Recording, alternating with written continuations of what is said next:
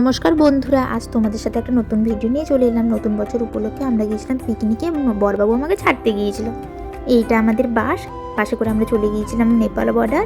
বাসের মধ্যে আমরা খুব মজা করেছি। যেতে যেতে একটা জায়গায় আমরা দাঁড়িয়েছিলাম, কি কুয়াশা ছিল।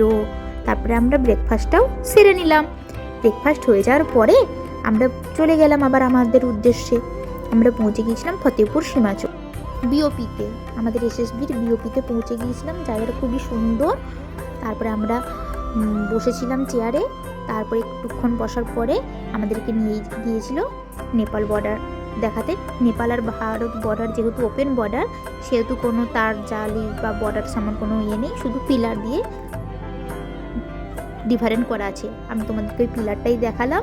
আমাদের এদিকে ভারত আর ওইদিকে নেপাল, আমাদের ইন্ডিয়ার পুলিশ আর ওইদিকে নেপালের পুলিশ গার্ড দিচ্ছিল, যারা এদিকে ওদিকে যাওয়া পারাপার করছে। তারপরে আমরা চলে এলাম খাবার খেতে। খাওয়া দাওয়া হয়ে যাওয়ার পরে আমরা একটু নাচ করে নিলাম। পিকনিক মানেই একটু মজা করতেই হবে, তো আমরা সবাই মিলে একটু মজা করলাম। মজা করার পরে আমরা আবার বাড়ির উদ্দেশ্যে বেরিয়ে এলাম।